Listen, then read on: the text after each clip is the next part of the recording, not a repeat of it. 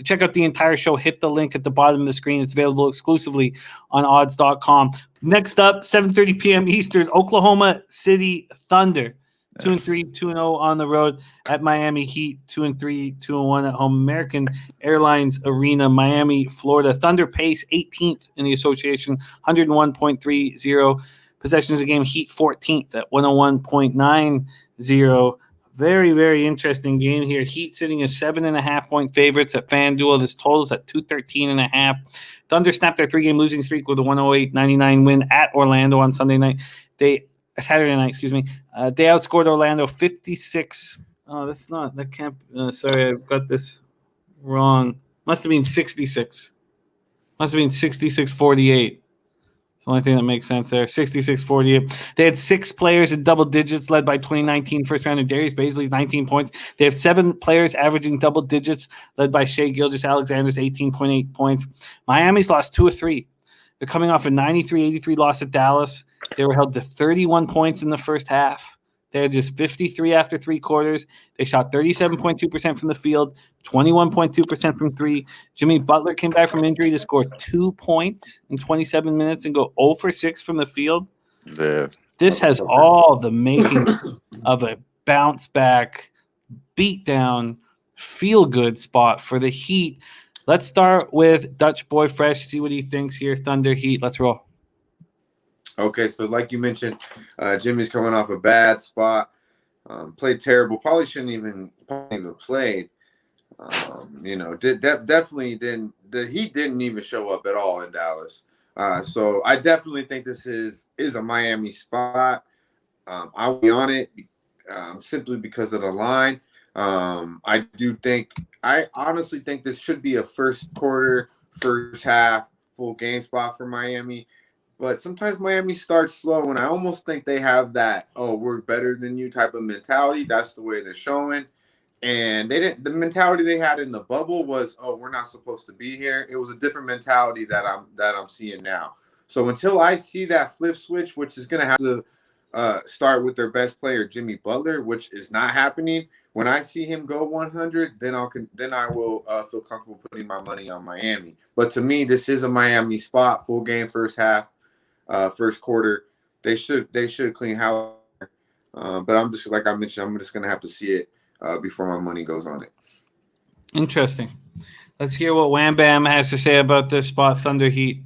This is another play that I bet already, man. I shouldn't be doing this before I talk to you guys because it's just me going off of instinct. And honestly, after writing down these notes, looking at this situation here, I really believe, and I said this on my last show, I really believe Miami may be overvalued.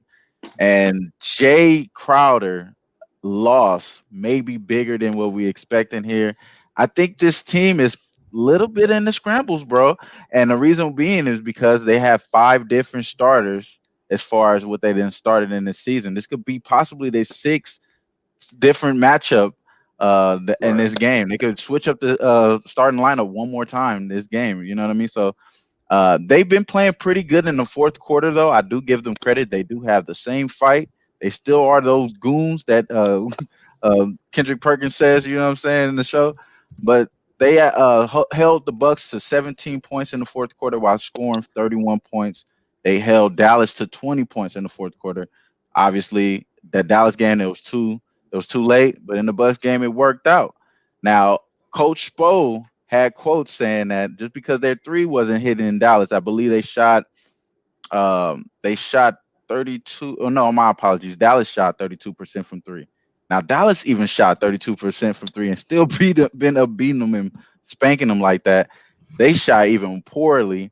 A lot of that has to do with Duncan Robinson, Tyler Hero. They only only made 2 3-pointers. And like you guys alluded to, Jimmy Butler didn't make anything from the field.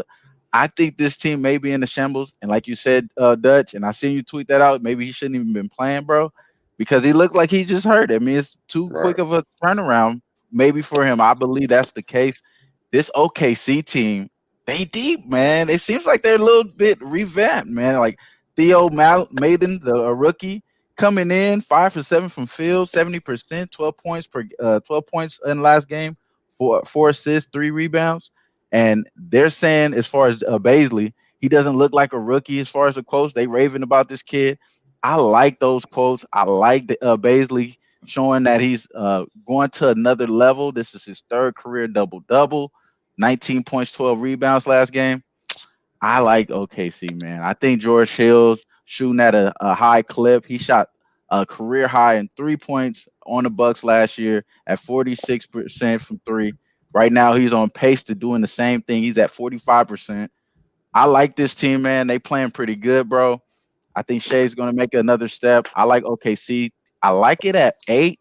I think you said at 7.5. If I could get the 8, bro, that's the one I want to lock in. You can get it at Circa. Yeah. It's available Yeah, plus 8 at Circa. That's a good number. It is a good number.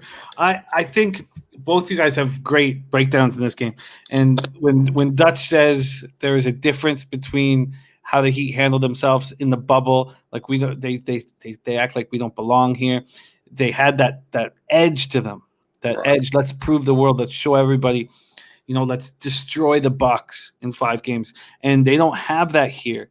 And they haven't had that so far this season. And my belief, and I could be wrong because it's just 5 games, but I believe this 5-game slap in the face and Butler coming off 0 for 6 from the field and 2 points is enough for them to get angry. Right. And I can understand Wham's ideology with the Thunder here, but to me, I'm not dropping any triple ups so far this year, although in our last show, the Bucks, we had first half full game, and that first game against the Heat when they beat them by 50 was a perfect spot for it. Why did we not have that first quarter? I was thinking, God damn it. Yeah, so was I. But early in the year. It's early in the year. But I was like, damn. I am going up against Wham here. I'm going to go first half and full game on the Heat. I'm going to get the 7.5. That's at, well, I actually, you know what? It'll be what I bet. So I'll just keep it straight like that. So I won't be able to make the first half bet yet, unless Bet365 has it available. But the full game will be available. I imagine that's a -7.5. I hope it's a -7.5. See, what I mean about another thing about the Heat is, like, they already got smacked in the mouth by the Bucks in Miami and then came right back and beat them, right back. So, like, to me, that's what's scary about Miami. That's why I don't think I could ever bet OKC here, simply because I know Miami has talent and is a good enough team to beat anybody in the league. Definitely OKC. But it's a matter of, are they going to show up? And to me, they have Jimmy Butler, who he does so much for that offense. Realistically, he doesn't need to really score, but he has to be aggressive offensively, defensively, and reboundingly. And when I mean offensively, I mean getting others involved, because he's the playmaker on that team, because they don't have a point guard. Dragic is the guy off the bench, the 6th man, but he's going to get you some assists, but he's getting out there to get buckets. Right. So that's another thing. When I look at that team, that's what I see they lack. But Jimmy Butler was that piece in the bubble and obviously in the finals, to make those plays. So he can obviously do it. It's just a matter of, is he going to? Exciting.